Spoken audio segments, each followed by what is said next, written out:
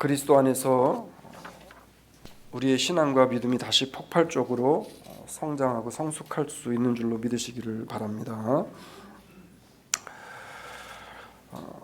사람의 모든 일들을 가만히 보면 마음에 달렸다라는 이야기들을 참 많이 합니다.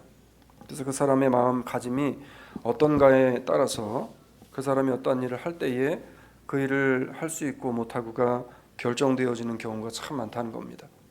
그래서 그 사람의 말을 보면 그 사람의 성품을 알 수 있다라고 합니다. 늘 할 수 있다라고 생각하면서 할 수 있습니다라고 하는 사람은 평상시에도 얼굴이 환해요. 그런데 늘 할 수 없다라고 하는 사람의 얼굴을 보면 늘 어두워요. 오늘 집에 들어가셔가지고 거울을 한번 보시기 바랍니다. 이게 하루아침에 바뀔 수 있는 얼굴이 아니기 때문에 내가 지금 인상이 웃고 있는 인상이면 내가 그래도 할 수 있다라고 하는 생각을 가지고 살고 있구나라고 하는 생각을 하시면 될 것이고, 내 얼굴이 정말 찌그러진 그런 냄비처럼 그런 모습을 하고 있다면 내가 이제는 마음의 성품도 좀 바꿔야 되겠구나라고 하는 생각을 하시면 될 것 같습니다. 요즘 여러분 사람들이 모이면 하는 얘기, 매스컴이나 방송을 통해서 끊임없이 방송되어지는 내용이 뭡니까? 예? 뭐예요? 기후. 예, 기후의 위기. 그렇죠. 지금 신문이나 방송에서 대소필되는 가장 많은 뉴스가 뭐냐 하면 태풍, 산사태, 가뭄, 그 다음에 뭡니까? 이 뜨거운 이 열기가 달아오르는 기후의 급격한 변화가 생겼다라고 보도가 어느 나라 할 것 없이 끊임없이 이야기합니다.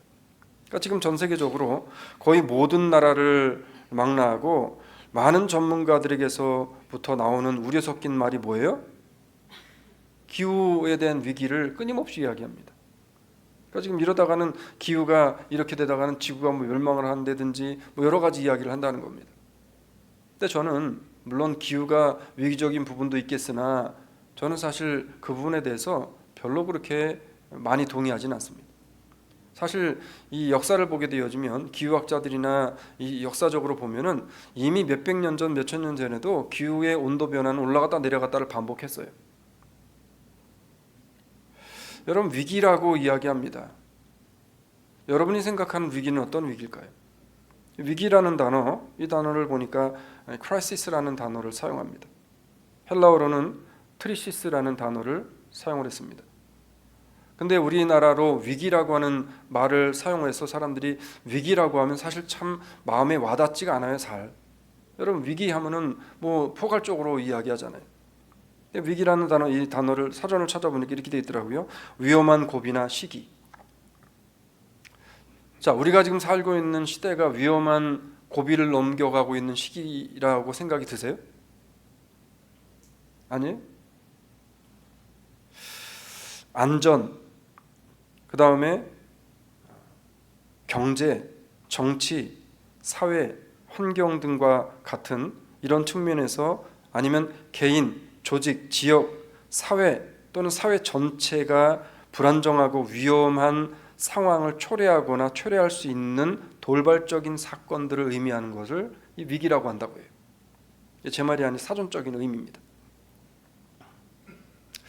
그래서 사람들은 이야기해요. 지구의 온도가 2도가 올라가면 이제는 큰일이다. 지구에 무슨 뭐가 몰려오고 그런다라고 이야기합니다. 난리가 난다고 호들갑들을 떱니다. 근데 제가 말씀을 준비하면서 요 근래에 접어들어서 자꾸만 제 마음에 드는 마음이 있습니다. 너무나 안타까운 것은 그것보다도 더 큰 위기의 사건, 그것보다 더 큰 위기가 닥쳐오고 있다는 그 위기감은 사람들이 깨닫지 못하고 있다는 거예요. 여러분, 정말 위기는 뭐가 위기일까요? 예? 정말 위기는 뭐가 위기예요? 예수님 오시는 게 위기예요, 여러분. 근데 예수님이 오실 때에 그래도요, 기상은 있잖아요. 예수님 뭐라 그랬어요? 너희가 바람이 동으로 나무로 불며 너희가 뭐가 떨어지는 것을 보며 너희가 뭐를 보면 비가 올 줄 알고 뭐를 할 줄 계산하면서 너희가 어떻게 그렇게 영적으로 둔하고 미련해가지고 하나님의 때가 오는 것을 너희가 생각하지 못하느냐라고 이야기합니다. 비가 몰려올 때는 징조가 있어요. 무슨 징조가 있어요? 하늘 위에 먹구름이 껴요. 예? 그리고 우리 이호순 장로님 얼굴이 땡겨요. 예? 그러면 그날 저녁에 비 온다 그러면 비 오잖아요. 징조가 있어요. 근데 성경을 보게 되어지면 그날에 오게 되어질 예수님이 오실 그날에도 징조가 있다라고 이야기했는데, 저는 있잖아요, 기후의 비유를 이야기하고 그 다음에 뭐 온도가 2도가 올라가고 이것을 왜 자꾸 세상에서 부각을 시키는가를 생각을 해봤어요. 한번 여러분 생각해 보셨어요? 저 혼자 생각한 거 이거는 그냥 이게 맞을지 안 맞을지 여러분 들어보시고 뭐 한번 생각해 보세요. 왜 자꾸만 세상에서 자꾸만 기후와 그 다음에 환경, 자연을 가지고 사람들을 겁을 주고 자꾸만 그럴까라는 생각해 봤더니 이유는 간단하다고 저는 결론을 내렸어요. 뭐냐면 예수님 오시는 것을 준비하지 못하게 하기 위해서. 다른 데 신경을 팔고 정신을 팔아야 예수님을 생각하지 못하는 거예요, 여러분. 근데 정말 위기는 있잖아요. 정말 위기는 예수님이 오실 위기가 닥쳐 있는데 그 위기를 위기의식으로 느끼지 못하고 있는 오늘날의 교회, 오늘날의 저를 비롯한 목사들, 오늘날의 성도들, 이게 위기 아니냐는 거예요. 지금 이거 위기 아닙니까? 예? 기후가 30도 40도 올라가는 게 위기예요. 지금 올라가가지고 더위에 어찌 하다 보니까 더위에 파묻혀가지고 그냥 물살에 휩쓸려가지고 죽을 수 있어요, 사람이. 근데 그거는 예수만 믿었으면 그건 죽는 게 아니라 사는 길이에요, 여러분. 그런데 예수님이 오시잖아요. 안전하게 살고 있다고 생각하는 사람들도 예수님이 오셨는데 예수를 믿지 않고 예수가 마음의 중심에 없이 죽은 사람들에게는 그때는 정말 큰일 나는 위기예요. 헤어날 길이 없어요.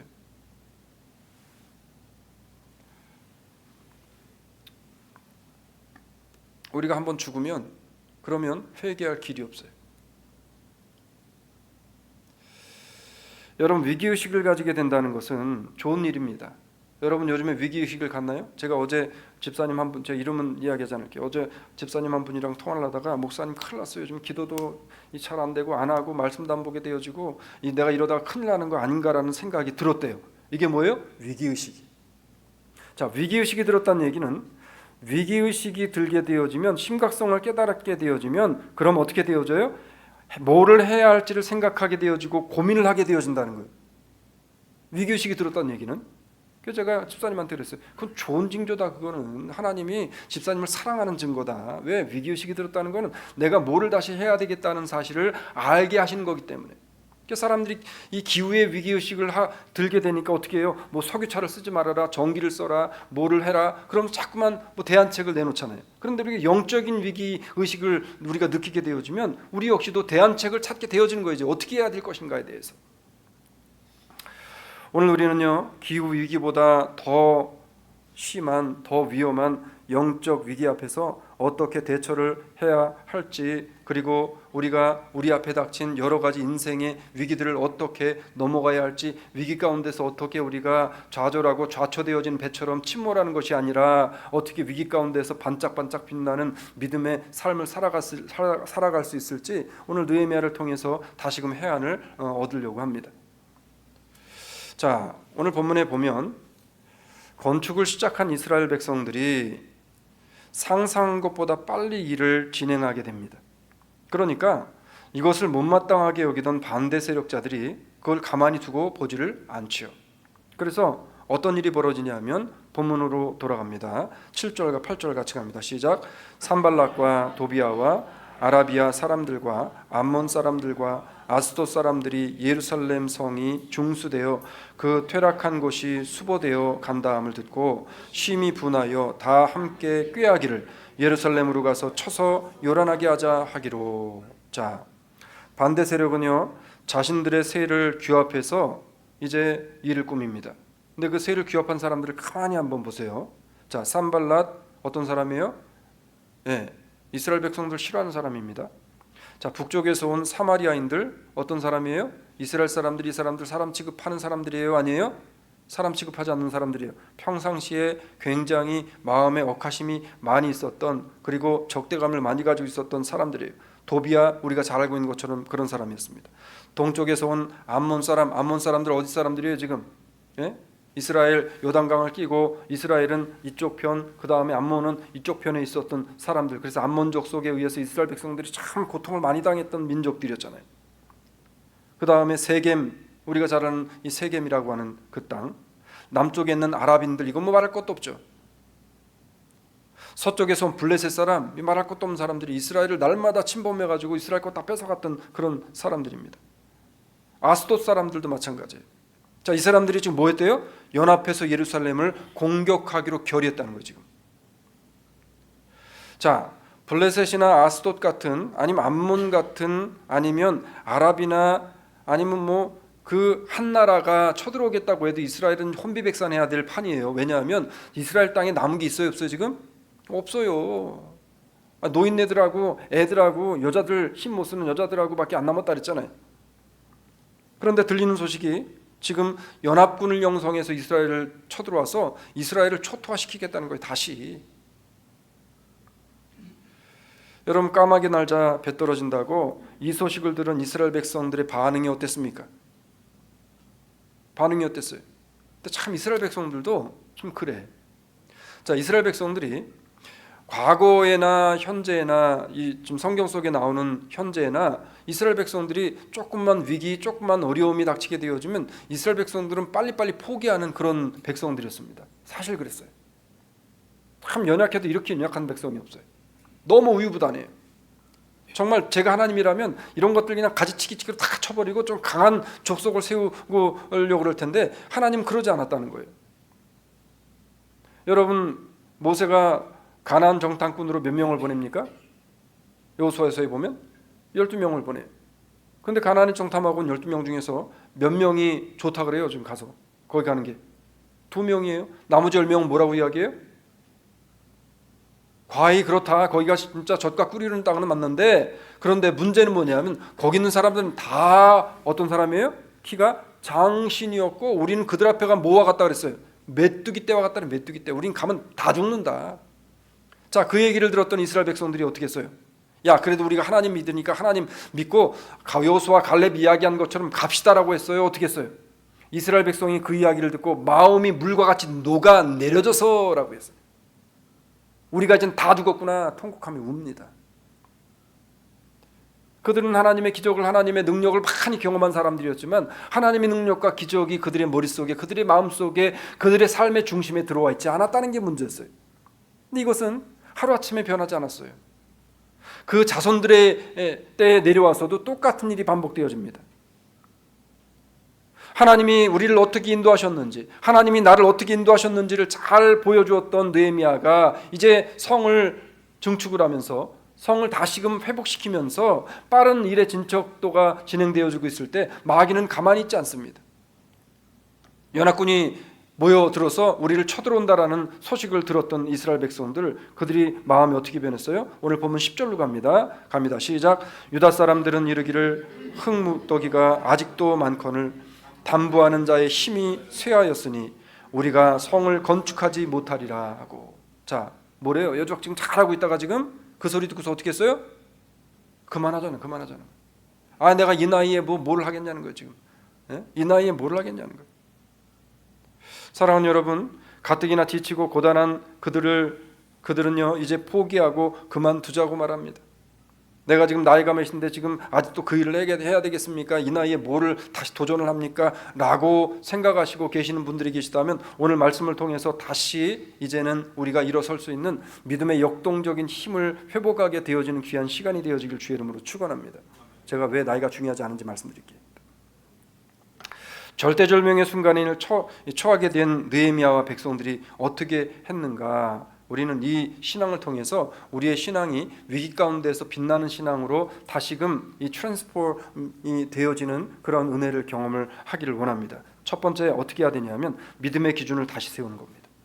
믿음의 기준을 다시 세우는 겁니다. 나의 믿음과 나의 신앙의 파수꾼을 다시 세우는 겁니다. 여러분, 믿음의 기준은 누구로 세워야 돼요? 예수 그리스도로 세워야 되는 거예요. 우리 안에 우리 심령의 믿음의 기준을 세워야 돼요. 우리 안에 누구를 파수꾼으로 세워야 돼요? 예수 그리스도를 파수꾼으로 세워야 돼요. 내가 자꾸 파수꾼으로 들어와 있고 내가 내 안에 들어와 있게 되어지면 문제가 생기는 거예요, 여러분. 예? 그러면 내가 할 수 없는 일에 부닥치게 되어지면 그거는 그냥 거기서 좌절하고 포기하는 겁니다. 근데 내 안에 계신 성령이, 내 안에 계신 예수 그리스도가 내 안에 계시게 되어지면 예수님께 대해서 여러분 불가능한 게 있어요, 없어요? 여기서는 대답을 안 하잖아요. 자, 다시 하나님께 불가능한 일이 있어요, 없어요? 문제는 뭐냐면 우리가 말로는 어쩔 수 없이 없어요, 하나님은 모든 게 불가능하지 않고 가능합니다 라고 하면서 속에서는 뭐라고 이야기하는 게 문제냐면, 그래도 이게 우리 형편에 우리 처지에 이게 되겠어? 그러는 순간에 여러분 안에 있는 성령의 역동하심과 성령의 부으시는 기적의 역사와 능력은 이미 사라져버리고 없는 거예요. 여러분, 예수님께서 베드로에게 내가 이제 깊은 곳에 가서 그 물을 다시 내려라라고 했을 때 베드로가 어떻게 했어요? 예? 내가 주의 말씀에 의지하여 그 물을 내리리이다. 이게 믿음인 거예요. 주의 말씀에 의지해 그 물을 내리는 게 믿음이, 이게 믿음을 다시 세우는 겁니다. 믿음의 기준을 다시 세우는 거예요. 어떤 기준으로? 내 기준이 아니라 하나님의 기준으로 다시 세우는 거예요. 내 기준으로는 아무것도 할 수 없어요. 여러분의 기준으로 뭘 할 수 있겠어요? 지금 건강 지킬 수 있어요? 여러분이 가지고 있는 돈을 지킬 수 있습니까? 사업을 지킬 수 있어요? 자식을 지킬 수 있습니까? 가정을 지킬 수 있나요? 내 기준, 내 힘으로? 천만의 말씀. 하나님이 보호하시고 하나님이 지키시고 하나님이 붙드시고 계시기 때문에 지금 그래도 하나님께서 붙드심 위에 교회를 세우시고 교회를 지키시고 가정을 지키시고 나를 지키시고 가정을 지키시고 자녀를 지키시고, 내가 그래도 노후를 준비해 놓았다고 그래도 안심하고 있는 그것을 하나님이 지켜주시니까 지켜지는 거지. 여러분, 하나님이 지키시지 않으면 한순간 1초에 다 날아가는 게 우리 눈앞에 펼쳐져 있는 세상의 것들이라는, 왜 이걸 깨닫지 못하는가라고 하는 거예요. 믿음의 기준을 다시 세워야 돼요. 가장 좋은 길은, 여러분 어떤 길이 가장 좋은 길인지 아세요? 가장 좋은 길, 예? 예. 가장 좋은 길은 내가 늘 다니던 길이 제일 좋은 길이에요. 가장 좋은 길은 정도예요. 그래, 정도. 성경 66권 속에서 말씀하는 그 정도를 가는 거예요. 정도를 걷는 것이 가장 좋은 길이고, 정도를 건다는 건 뭐예요? 기본으로 다시 돌아가고 기본을 다시 붙잡고 시작점에서 다시 나를 돌아보며 나의 믿음과 신앙을 돌아보고 그 시작점에서 다시 그리스도를 바라보는 길로 가는 것, 이게 바로 우리의 믿음의 기준을 다시 세우는 거예요. 잘못된 길을 가고 있다면 멀리 왔더라도 다시금 빨리 거기서 터닝 포인트를 딱 찍고 돌아오는 거예요. 내가 회개할 것인데 회개하지 않고 고집 부리고 있었다면, 내가 오늘 이 시점에서 하나님 말씀을 듣고 내가 다시 기준을 세우며 다시 회개하고 다시 주님 앞에 돌아가겠습니다. 다시 회개하고 다시 가서 문제와 사람과의 관계를 해결하는 거예요. 그거 안 되고서 뭐 하겠다고요? 착각하지 마세요. 안 돼요. 믿음의 기준을 다시 세워야 돼요. 느헤미야는요, 주변의 방해와 이 내부적으로는 백성들이 부정적인 생각에 억눌리지 않고 다시 믿음으로 가장 기본으로 돌아가야 한다라고 외치고 있습니다. 너희가 하나님을 다시 찾지 않으면, 너희의 능력을 보면 좌절할 수밖에 없다는 거예요, 여러분. 여기 있는 고목사가 고목사 능력으로 뭘 할 수 있겠어요? 여러분, 아무것도 할 수 없어요. 여러분이 가지고 있는 여러분의 능력 가지고 뭘 할 수 있겠어요? 아무것도 할 수 없는 거예요. 여러분, 내 주머니에 있는 누가 그랬잖아요. 어느 교회를 방문해가지고 헌금 시간이 되어져서 헌금을 이제 하나님 앞에 드리려고 준비를 안 했으니까, 방문자니까 주머니에 손을 넣어가지고 꺼냈는데 100불짜리가 나왔다. 100불짜리가 나온 헌금을 붙잡고 고민했다는 거예요. 내가 이걸 드려야 되냐 말아야 되냐. 그래가지고 슬그머니 다시 놓고 5불짜리 꺼내서 했다는 겁니다. 여러분, 내 주머니에 있는 100불도 내가 컨트롤 못하는 게 우리 인생이요. 네? 그런데 뭐를 우리가 컨트롤해요? 그거 여러분 계산하잖아요, 우리가. 느헤미야가 그런 이스라엘 백성들을 다시 어떻게 하냐면 믿음의 신앙의 리세팅을 하라고 지금 이야기하는 거예요, 지금. 그럼 리세팅을 어떻게 해야 되는가? 느헤미야가 어떤 길을 제시했는가? 보니까 오늘 본문 9절로 갑니다. 시작. 우리가 우리 하나님께 기도하며 저희를 인하여 파수꾼을 두어 주야로 방비하게 하는데. 자, 중요한 말이 있어요. 여기서 뭐를 했어요? 우리가 우리 하나님께 뭐 한다고요? 기도하며. 우리 하나님께 먼저 기도로 하나님 앞에 나를 리세팅해야 되는 거예요. 기도로 리세팅해야 되는 거예요. 기도하지 않으면서 하나님께서 뭐를 해주시리라고 기대하지 말라는 거예요, 여러분. 신앙인이 믿음의 가장 중요한 기준으로 세워야 하는 것은 기도입니다. 느헤미야는 백성들을 향해서 뭐라고 이야기하냐면, 우리가 지금 이 어려움 가운데, 위기 가운데 처해 있지만 우리가 우리 하나님께 기도하자라고 이야기하는 거예요. 제가 오늘 하나님의 말씀을 같이 나누면서 우리 수사랑 장로교 성도들에게 오늘 느헤미야와 같은 심정으로 오늘 여러분에게 이야기하고 싶은 건 뭐냐, 우리가 우리 하나님께 기도하자는 거예요. 기도하자는 거예요. 기도하자는 거예요. 여러분, 느헤미야와 백성들은 왜 시간이 촉박함에도 불구하고 기도의 기본으로 돌아가서 다시금 기도의 기준을, 믿음의 기준을 다시 세팅을 해야만 했을까요? 기도는 누구의 명령이에요? 하나님 명령이에요. 예수님 명령이에요. 누가복음 11장 2절 상반절에 보게 되어지면 이 제자들이 예수님을 찾아와서 예수님 앞에 우리가 기도를 어떻게 해야 됩니까? 라는 이야기를 할 때 예수님이 뭐라 그랬어요? 이렇게 이야기합니다. 갑니다. 예수께서 이르시되 너희는 기도할 때 이렇게 기도하라. 제가 이 누가복음 11장을 볼 때마다 이 진짜 가가지고 제자들을 꼴밤을 한 번씩 이렇게 탁 먹여주고 싶은 생각이 읽을 때마다 드는 구절이에요.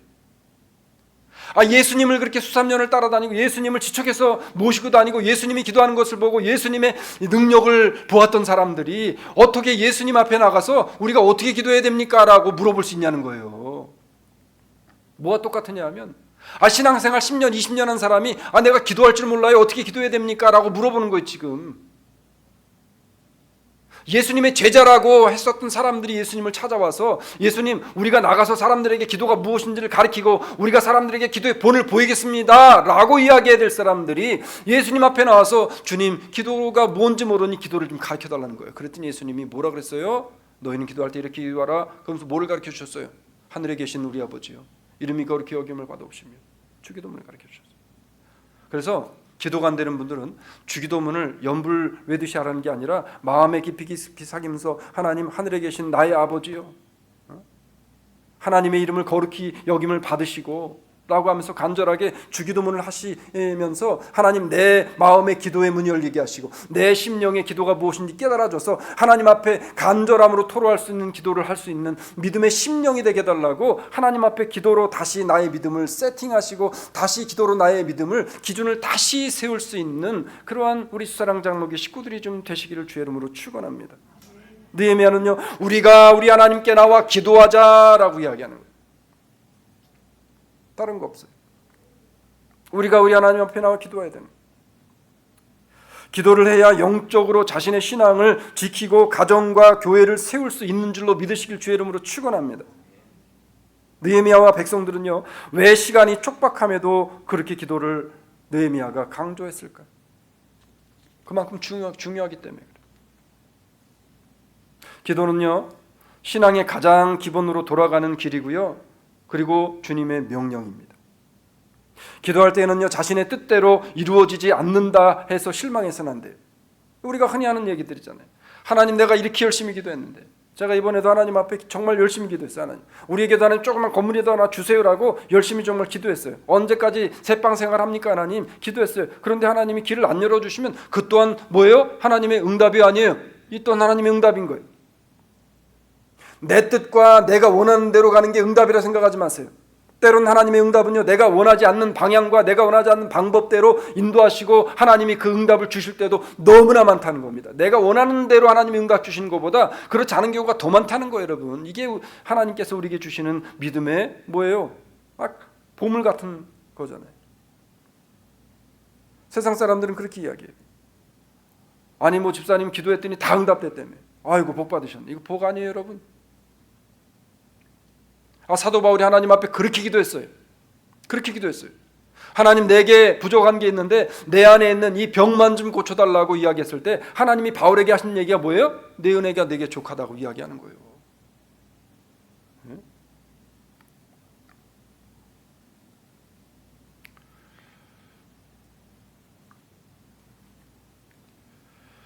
그래서 성경은 우리한테 뭐라고 이야기하냐면 기도할 때 이렇게 기도하래요. 누가복음 18장 1절에 같이 갑니다. 시작.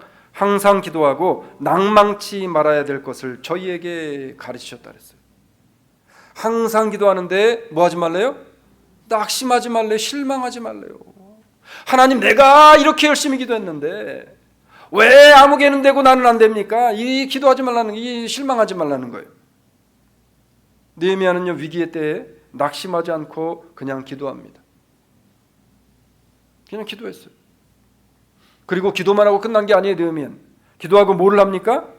기도하고 느헤미야가 이렇게 합니다. 오늘 본문 11절로 13절 우리 같이 읽습니다. 시작. 우리의 대적은 이르기를 저희가 알지 못하고 보지 못하는 사이에 우리가 저희 중에 달려 들어가서 살육하여 역사를 그치게 하리라 하고, 그 대적의 근처에 거하는 유다 사람들도 그 각처에 와서 10번이나 우리에게 고하기를 너희가 우리에게로 와야 하리라 하기로, 내가 성 뒤 낮고 넓은 곳에 백성으로 그 종족을 따라 칼과 창과 활을 가지고 서게 하고. 아멘. 참, 이게 있잖아요, 이 사람이라는 게 그래요. 이게 어렵게 사는 사람은 이게 더 어려운 일들이 막 몰려닥칠 때가 많아요. 자, 나이 들어가지고 나이가 정말 이제는 그 일할 수 없는 나이까지 되어진 노인들이 지금 일을 하고 있는데, 그 노인들이 일을 하는 것도 모자라가지고 이제 우리가 다음 시간과 그 다음 시간에 볼 텐데, 일을 하는 것도 모자라가지고 어떻게 하냐면 두 파트로 나눠가지고 이제 일 끝났으면 뭐 하라는 거예요? 창과 칼 들고 지키라는 거예요. 이제 노역이 2배로 늘었어요. 지금 백성들에게 칼과 창을 들게 하고 파수꾼을 세워 지키게 합니다. 문제는요, 백성들이 칼과 창을 들고 서 있긴 했지만 그들의 마음은 어땠어요? 지금 예? 느헤미야가 하라니까 하긴 하는데 어땠어요? 이분이 이렇게 나온 거예요. 지금 아니, 내가 나이가 지금 70, 80에 뭔 지금 칼 창을 들고서 지금 있으란 말이야. 어? 내 나이에 무슨 뭐 이제 좀 편안하게 지금 신앙생활 하고 싶은데 뭐를 더 하라는 거예요? 지금 이 이스라엘 백성들이 입이 나왔어요. 이렇게. 그때 느헤미야가 그들을 향해서 외친 소리가 있었어요. 자, 두 번째, 위기 가운데 빛나는 믿음이 되어지려면 두 번째, 다시 하나님을 찾고 하나님을 바라봐야 된다는 거. 아니 뭐 성경의 원리는 똑같아요, 여러분. 똑같아. 백성들은 두려워했고, 그 백성들을 본 느헤미야가 가슴을 치면서 한탄하면서 내가 저런 인간들을 데리고 뭐를 할까라고 느헤미야가 하나님 앞에 나와서 울부짖은 것이 아니라, 느헤미야가 그들을 향해 외친 외침이 있었어요. 뭐를 외칩니까? 하나님을 다시 보자는 거예요. 자, 오늘 본문으로 들어갑니다. 14절 같이 갑니다. 시작. 내가 돌아본 후에 일어나서 귀인들과 민장과 남은 백성에게 고하기를 너희는 저희를 두려워 말고 지극히 크시고 두려우신 주를 기억하고 너희 형제와 자녀와 내와 집을 위하여 싸우라 하였느니라. 아멘. 자, 오늘 본문에 보면 중요한 말을 합니다. 느헤미야가 내가 돌아본 후에, 자, 뭐를 돌아봤다는 거예요 지금? 예? 내가 돌아본 후에라는 것은, 이거 원어적으로 하면 내가 하나님을 다시 돌아봤다는 거예요. 하나님의 역사하심을 다시 봤다는 거예요. 하나님의 지금까지 인도하심을 봤다는 거예요. 내 조상을 애굽에서 출애굽시켰던 하나님을 봤다는 거예요. 나의 조상을 광야 40년 동안 인도하셨던 하나님을 봤다는 거예요. 만나와 메추라기를 내리주셨던 하나님을 봤다는 거예요. 마라의 우물을 터뜨렸던 하나님을 봤다는 거예요. 여리고성을 무너뜨렸던 하나님을 봤다는 거예요. 풍랑을 잔잔케 하신 예수를 봤다는 거예요. 죽은 자를 살아나게 하신 예수를 봤다는 거예요. 지금 사랑하는 성도 여러분, 내가 봐야 돼요. 오늘 느헤미야가 바라보았던, 느헤미야가 돌아본 후에라고 한 그 하나님을 돌아보고 하나님을 찾았던 하나님을 여기 있는 우리 주사랑장로교회 우리들이 먼저 바라보고 찾게 되어지길 주의 이름으로 축원합니다. 여러분이 봐야 여러분 옆에 있는 사람이 그 모습을 보고 살아나는 거예요. 여러분, 내가 보지 않고 내가 죽으면 옆 사람 다 죽이는 거예요.